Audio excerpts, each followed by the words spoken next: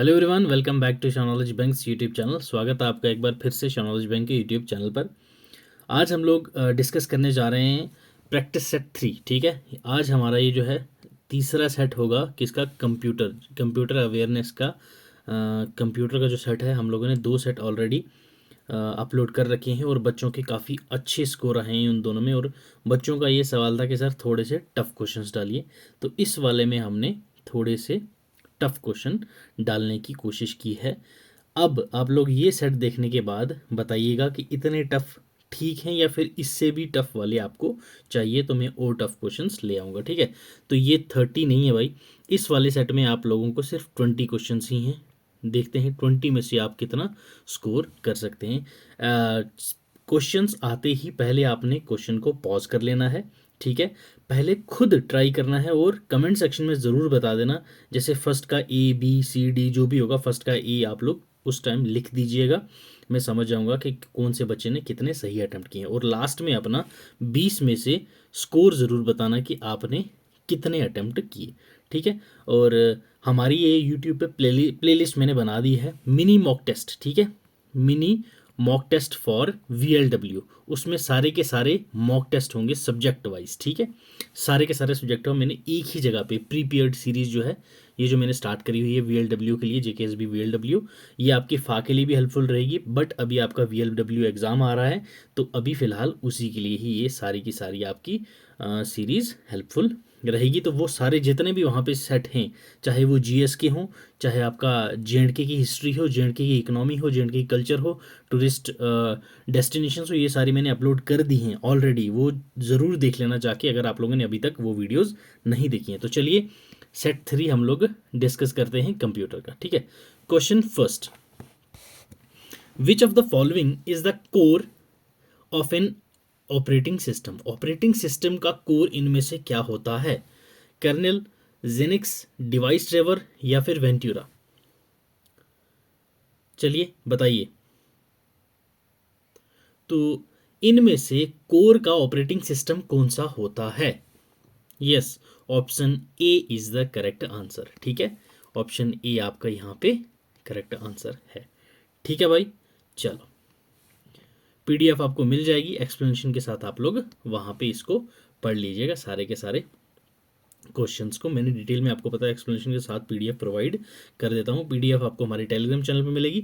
Telegram channel का link आपको description box में मिल जाएगा, तो वहाँ से आप ज्वाइन कर लीजिएगा। चलिए, which of the following options correctly defines a firewall in the context of computing. Computing के कॉन्टेक्स्ट में फायरवॉल को इनमें से कौन सा ऑप्शन सही बताता है? It is the name of software, क्या फायरवॉल सॉफ्टवेयर का नेम है? It is the name of hardware device, क्या फायरवॉल हार्डवेयर डिवाइस है? It is a combination of both software and hardware devices to permit और deny any network transmission based on set of rules. Okay जी, समझ गए। ये बोल रहा है ये सॉफ्टवेयर और हार्डवेयर डिवाइस का कम्बिनेशन होता है जो अलाउ भी करता है और डिनाई भी करता है किसी भी नेटवर्क ट्रांसमिशन को जो आपने सेट ऑफ रूल्स सेट किए होते हैं उसके आधार पर। ओके, डी ऑप्शन आपका देखिए क्या कहता है। It is a combination of software and hardware based devices to permit any and every network transmission. ये बोल रहा है भाई कोई भी या फिर सभी नेटवर्क ट्रांसमिशंस को ये परमिट करता है, ये हार्डवेयर सॉफ्टवेयर बेस्ड डिवाइस होती है। तो बताइए ये कौन सा फायरवॉल आपके लिए ऑप्शन सही है? तो option C is the correct answer. ठीक है भाई लोग, तो सी ऑप्शन आपका सही है। फायरवॉल एक सिक्योरिटी डिवाइस होती है, ये सॉफ्टवेयर और हार्डवेयर दोनों का कॉम्बिनेशन होती है जो प्रोटेक्ट करता है किसको? नेटवर्क को, फिल्टर करता है ट्रैफिक और ब्लॉक करता है आउटसाइडर्स को जो अनऑथराइज एक्सेस आपके डेटा में या फिर आपके सिस्टम में ना ले सकें। तो that is firewall. Okay, firewall clear भाई साहब, ऑप्शन सी है आपका यहाँ पे करेक्ट आंसर। क्लियर, चलो जी नेक्स्ट क्वेश्चन देखिए। In computing, Dash is a network security system that monitors and controls incoming and outgoing network traffic based on predetermined security rules. बताइए भाई, आपको ये fill in the blank fill करना है। इसमें से कौन सा नेटवर्क सिक्योरिटी सिस्टम है जो आपका आउटगोइंग या इनकमिंग नेटवर्क ट्रैफिक है उसको प्री डिटरमाइंड सिक्योरिटी रूल्स जो आपने सेट किए होते हैं उसके अकॉर्डिंग वो मॉनिटर करता है। कुकी, स्पाईवेयर, स्पैम या फायरवॉल। यस, अभी हमने पढ़ा है भाई लोग ये, that is option D, firewall is the correct answer. Clear? चलो नेक्स्ट क्वेश्चन देखिए, who among the following invented the computer language COBOL. ठीक है, कोबोल किसने इन्वेंट करी, आपसे ये पूछा गया। ग्रेस मुरे होपर, जॉन मैकैर्थी, ग्यूडो वन रोसिम या फिर ब्रेंडन ईच। बहुत इजी क्वेश्चन है ये तो भाई, डायरेक्ट डायरेक्ट जिसको बोलते हैं स्टैटिक क्वेश्चन, कोई कंफ्यूजन वाला नहीं, कोई कुछ नहीं, डायरेक्ट क्वेश्चन है, PYQ है ये तो आपका। Yes, option A is the correct answer. ठीक है, COBOL was designed in 1959 by Codactyl and was partly based on previous programming language design work by Grace Hopper, commonly referred as the grandmother of COBOL। ठीक है, ये किस जो अपना COBOL language है ये 1959 में डिज़ाइन की गई थी कोडेसाइल के द्वारा। ये एक प्रोग्रामिंग पहले से डिज़ाइन की हुई थी, उस पे बेस है। जो पहली प्रोग्रामिंग थी जिसको हम लोग मदर ऑफ कोबोल बोलते हैं, वो ग्रेस होपर के द्वारा की गई थी। सेम इसी का ही मॉडल था। ठीक है, और ये क्रिएट की गई थी US डिपार्टमेंट के द्वारा, जो उनकी डिफेंस के लिए पोर्टेबल प्रोग्रामिंग लैंग्वेज और डाटा प्रोसेसिंग का काम करता था। ठीक है, clear? Option E is the correct answer for this question. Clear? चलो जी नेक्स्ट क्वेश्चन देखिए, structured programming language such as C, COBOL, Fortran were used in which of the following computers. ठीक है, जो स्ट्रक्चर प्रोग्रामिंग लैंग्वेजेस होती थी जैसे सी होगी, कोबोल हो गया, फोर्ट्रॉन हो गई, ये सारे किस जनरेशन के कंप्यूटर्स में यूज होते थे? First generation, second generation, third generation या फोर्थ जनरेशन? यस बताइए। तो ये मेरे भाई होती थी थर्ड जनरेशन में। Okay, option C is the correct answer for this question. Clear? चलो नेक्स्ट देखिए, in a computer file system which among the following is the top और फर्स्ट इन हायरार्की। ठीक है, इनमें से कंप्यूटर फाइल सिस्टम में सबसे टॉप पे या फिर फर्स्ट पे कौन सा आता है? Root directory, parent directory, home directory या फिर वर्किंग डायरेक्टरी? यस बताइए। तो ये है आपके पास रूट। ठीक है, root directory is on the top और first in hierarchy of computer file system. Clear? Option A is the correct answer for this question. Option A, root directory. Clear? चलो जी नेक्स्ट क्वेश्चन देखिए, which of the following comprise the hardware components of the computer. इनमें से क्या hardware component है, ये आपसे पूछा गया है directly. Printer yes, keyboard yes, mouse yes. तो सारे के सारे आपके हार्डवेयर हैं। हार्डवेयर और सॉफ्टवेयर में क्या फ़र्क होता है भाई? हार्डवेयर कंपोनेंट्स वो होते हैं जिनको आप टच कर सकते हो, दैट इज टेंजिबल। ओके, ये क्या होते हैं? टेंजिबल होते हैं, जिनको आप छू सकते हो। और सॉफ्टवेयर क्या होते हैं? सॉफ्टवेयर क्या होते हैं? जो आपके काम में तो आ रहे हैं मगर आप टच नहीं कर सकते, that is intangible. Okay, intangible. Clear? चलो जी, option D is the correct answer for this question. चलो ओके, नेक्स्ट क्वेश्चन देखिए, there are many types of plotters available. Okay जी, which of the following is the type of a plotter. इनमें से plotter कौन सा है? Drum plotter, flatbed plotter, handheld plotter, both A and B. बताओ कौन सा इनमें से प्लॉटर का एक टाइप है? Drum plotter, flatbed plotter, handheld plotter या फिर ए और बी? ये दोनों हैं, बताइए। तो yes, correct option is A and B. तो ये दोनों क्या हैं भाई साहब? आपके टाइप ऑफ प्लॉटर। ठीक है, क्लियर? चलो नेक्स्ट क्वेश्चन देखिए, an application program that gather users information and sends it to someone through the internet is known as। कौन सा ऐसा एप्लीकेशन प्रोग्राम है जो यूजर की इंफॉर्मेशन लेता है और सेंड कर देता है किसी और को इंटरनेट के थ्रू? उसको हम क्या बोलते हैं? स्पाईवेयर, वायरस, लॉजिक बॉम्ब या फिर पैच? यस बताइए। तो भाई उसको हम बोलते हैं स्पाईवेयर। क्या बोलते हैं? स्पाईवेयर। ठीक है।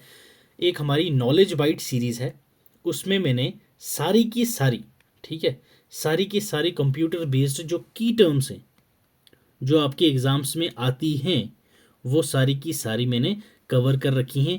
वायरसेस, मालवेयर्स, क्या चीज़ें हैं ये सारी, उन सबको मैंने इन डिटेल करवाया हुआ है। अगर आप लोगों ने अभी तक नहीं देखी तो वो नॉलेज बाइट सीरीज़ एक प्लेलिस्ट है, वहाँ से जाके देख लेना। काफ़ी हेल्पफुल वीडियोज़ आपको वहाँ पे मिल जाएंगी, जो 2 मिनट सीरीज़ है। ठीक है, शॉर्ट में आपको काफ़ी नॉलेज मिल जाएगी वहाँ।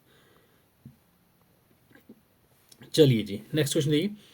Which of the following is the fastest form of RAM and also the most expensive, so not used as main memory but rather for cache memory? ठीक है, इनमें से कौन सी फास्टेस्ट फॉर्म ऑफ रैम है, that is random access memory, और most expensive है, और वो यूज़ नहीं की जाती है मेन मेमोरी बट उसको हम लोग कैश मेमोरी में यूज़ करते हैं? तो कौन सी मेमोरी है? S RAM, D RAM, S D RAM, या इनमें से कोई भी नहीं? यस बताइए। सभी ने नाम सुने होते हैं बट कंफ्यूज होते हैं, सर ए होगा, बी होगा, सी होगा। नहीं, आप लोगों ने यहाँ पे अभी इस टाइम पे ये जो मॉक टेस्ट हम लोग, ये मिनी मॉक्स हैं, ये जो प्रैक्टिस कर रहे हैं, यहाँ पे गलती हो जाए चलेगा, सुधार लोगे तो ठीक है। क्यों? अभी यहाँ पे जैसे जैसे आपसे मिस्टेक होगी तो आपको क्या है, जैसे आपने ये चीज़ भूल गए तो दोबारा से आप इसको पढ़ोगे, तब तक पढ़ोगे जब तक याद ना हो। बट जब 10 दिसंबर आ जाएगी, ठीक है, 10 दिसंबर को जब आपका एग्ज़ाम हो गया, उस टाइम पे आपको एग्ज़ाम पे टाइम पे आपको गलती करने की संभावना नहीं रहेगी भाई।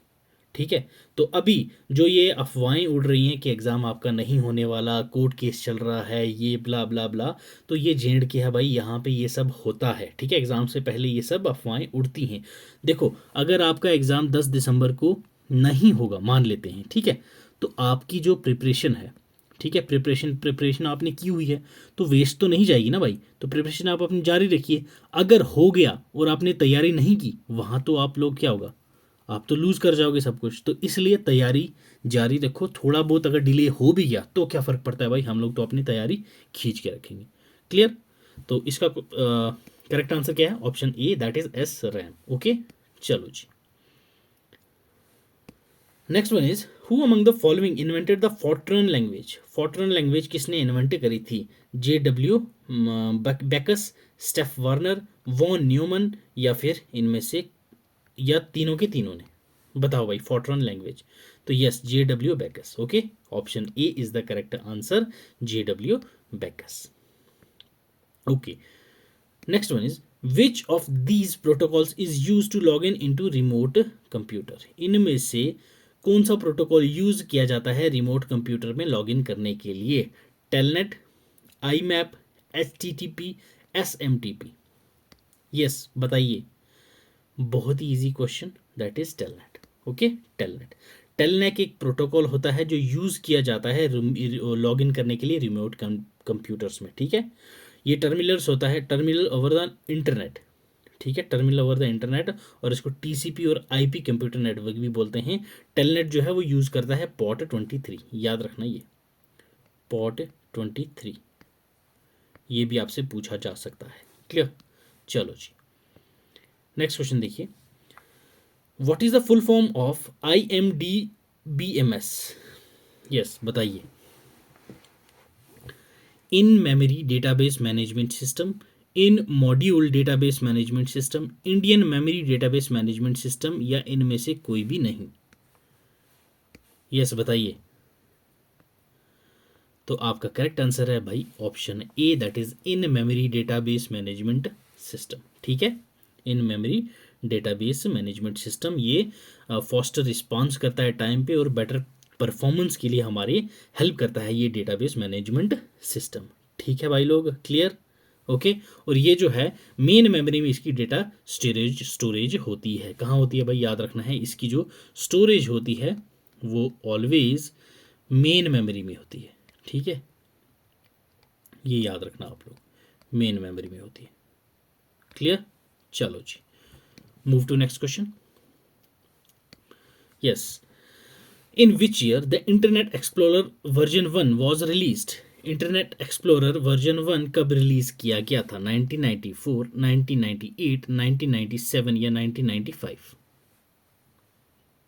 बताइए भाई, कब किया गया था इंटरनेट एक्सप्लोरर वर्जन 1 रिलीज? तो ये हमारा रिलीज हुआ था भाई 1995, ठीक है। माइक्रोसॉफ्ट ने रिलीज किया था इंटरनेट एक्सप्लोरर वर्जन कब? 1995 में। और 1999 में इंटरनेट एक्सप्लोरर ने जो ऑन कर लिया था 99% ऑफ द ब्राउज़र मार्केट, ठीक है। 99% इंटरनेट एक्सप्लोरर ने अपना मार्केट 1999 तक कवर कर लिए हुए थे। बट आज की डेट में आप देखोगे तो ये भाई ख़त्म ही हो गया इंटरनेट एक्सप्लोरर, ठीक है। चलो नेक्स्ट क्वेश्चन देखिए, which one of the following key combination is used to create a new document in MS word? बहुत ही अच्छा क्वेश्चन है भाई ये, PYQ क्वेश्चन आप इसको बोल सकते हैं, क्योंकि ये SSC में भी आया हुआ है, ठीक है। SSC में भी पूछा गया है बहुत बार, उसके बाद JK SSB के एग्जाम्स में भी ये पूछा गया हुआ है ये क्वेश्चन। तो काफ़ी इंटरेस्टिंग क्वेश्चन है। बताइए कौन सी की कॉम्बिनेशन यूज़ की जाती है न्यू डॉक्यूमेंट क्रिएट करने के लिए MS वर्ड में? Ctrl+W, Shift+N, Ctrl+N, Alt+N? Yes, तो भाई लोग Ctrl+N ये यूज़ किया जाता है न्यू डॉक्यूमेंट माइक्रोसॉफ्ट वर्ड में क्रिएट करने के लिए। ओके, ये फाइल ऑप्शन होता है, वहाँ से ये हम लोग Ctrl+N करते हैं तो वहाँ पे न्यू डॉक्यूमेंट क्रिएट हो जाता है।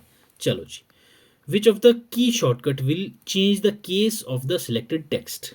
हाँ, कौन सा शॉर्टकट की है इसमें से जो हम सिलेक्ट करेंगे तो जो सिलेक्टेड टेक्स्ट होगा, जो हमने सिलेक्ट करेंगे हम लोग, जो टेक्स्ट होता है वहाँ पे, ठीक है, तो उस टेक्स्ट का जो केस है, ठीक है, वो केस चेंज हो जाएगा। तो ये कौन सी शॉर्टकट की है? Shift+F1, Shift+F3, Shift+F5 या Shift+F7? यस, बताइए, बहुत इजी क्वेश्चन है भाई। Shift+F5, ठीक है, will change the case of the selected text. Okay, Shift+F5 याद रखना है आपने। चलिए नेक्स्ट क्वेश्चन पे आ जाओ भाई। Which was the final version of internet explorer before it got discontinued? चलो जी, आगे आपके पास फाइनल क्वेश्चन इंटरनेट एक्सप्लोरर का। इंटरनेट एक्सप्लोरर का कौन सा लास्ट वर्जन था जब इसको डिसकंटिन्यू कर दिया गया था? 9th version, 10th version, 11th या फिर 12th? बताइए।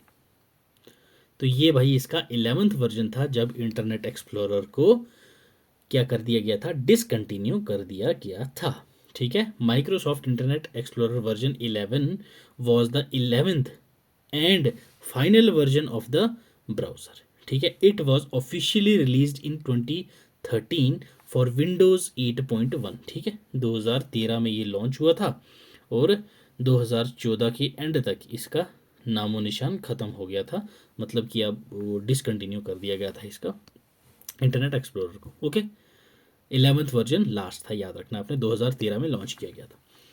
Under which menu in MS power point option to add images in slide is available? जब MS पावर पॉइंट आप यूज़ करते हो, ठीक है, पावर पॉइंट में जब आप लोग कोई भी इमेज ऐड करते हैं, ठीक है, आपको क्या करनी है? कोई इमेज ऐड करनी है आपकी स्लाइड में, तो उस टाइम पे आप लोग कहाँ से, कौन से मेन्यू से इमेज ऐड करोगे? ये आपसे पूछा गया है। डिज़ाइन, स्लाइड शो, इंसर्ट या फिर एडिट? तो डिज़ाइन से आपको पता ही है, बैकग्राउंड वगैरह चेंज हो जाता है। स्लाइड शो तो आपको सामने सामने दिख रहा है भाई, किस टाइप का आपका जो वो स्लाइड चलेगी, है ना, तो वो स्लाइड शो हो जाता है। इंसर्ट इज द ऑप्शन जो आप ढूंढ रहे हो, ठीक है। इंसर्ट से हम लोग इमेज, कोई भी एक्स्ट्रा टेक्स्ट कुछ भी हम ऐड करते हैं यहाँ से, तो that is image, insert. Okay, option C is the correct answer for this question. Clear? चलो जी, नेक्स्ट क्वेश्चन देखिए। Which button in MS Excel is clicked to calculate the sum of series of a number? इनमें से MS Excel में कौन सा button हम लोग क्लिक करते हैं जो सम ऑफ सीरीज, जो सीरीज दी होती है वहाँ पे, उस सीरीज का सम कैलकुलेट करने के लिए? ऑटो सम, फिल, मर्ज, इंसर्ट, आपको पता है इंसर्ट मतलब कुछ ऐड करने के लिए, मर्ज मतलब जब हम दो फाइल्स को ऐड करते हैं, फिल मतलब हमने जो कोई गैप है उसको फिल करना है। तो AutoSum is the correct answer. Clear? Option A is the correct answer, AutoSum. Clear भाई? ठीक है, ये होते हैं क्या, लो हैंगिंग फ्रूट्स। ठीक है, कंप्यूटर के जो ऐसे क्वेश्चंस आते हैं ना, इनको हम लोग बोलते हैं लो हैंगिंग फ्रूट्स। अब आपको क्या करना है, कुछ भी नहीं करना है भाई।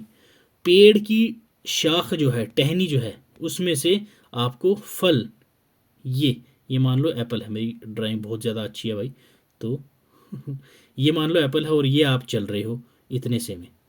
ठीक है, तो यहाँ से हाथ मारना है और तोड़ना है भाई, सीधा खाना है, तो इसको हम लोग बोलते हैं लो हैंगिंग फ्रूट्स। तो कंप्यूटर के ऐसे क्वेश्चंस को तो आपको कभी नहीं छोड़ना है। तो छोड़ोगे कैसे नहीं, practice, practice is the key. Okay, तो जितना हो सके उतना प्रैक्टिस करिए।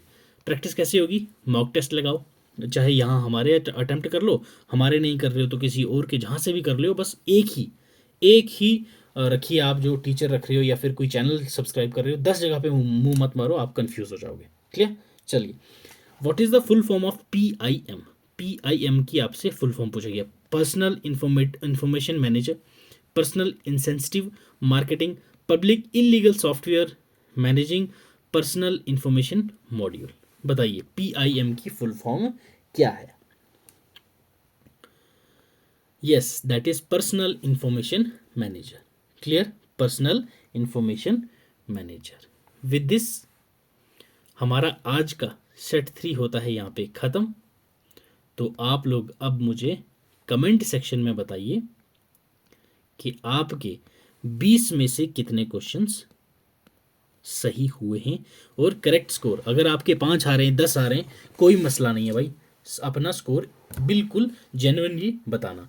एक बात आपको मैं बता दूं, अगर इस सेट में आपके मार्क्स 20 का तो है ही है, 20 में से 17 प्लस आ रहे हैं तो आपकी तैयारी बहुत अच्छी जा रही है भाई। ठीक है, अगर आपके 10 प्लस आ रहे हैं तो आपको मेहनत करने की बहुत ज़रूरत है, बहुत ज़रूरत है। अगर आपके भाई सिर्फ और सिर्फ 5 to 10 के बीच में आ रहे हैं तो भाई आपको मैं बोलूँगा, अगर आप लोग दिन में 2 घंटे पढ़ते हो तो उसका डबल कर दो, 4 घंटे कर दो। 4 पढ़ते हो तो आप लोग उसको 7 घंटे कर दो। ठीक है, क्योंकि जितनी मेहनत करोगे उतना आपको उसका फल मिलेगा। ठीक है भाई, तो चलो मिलते हैं हमारी नेक्स्ट प्रैक्टिस सेट में। Till then God bless you. Channel पे नए हो तो सब्सक्राइब ज़रूर कीजिएगा, वीडियो पसंद आई हो तो लाइक कर देना, अगर पसंद ना आई हो तो डिसलाइक करके ज़रूर बताना कि भाई लोग आपको हमारी वीडियो पसंद क्यों नहीं आई। चलो फिर मिलेंगे नेक्स्ट वीडियो में। Till then God bless you, keep learning, keep sharing.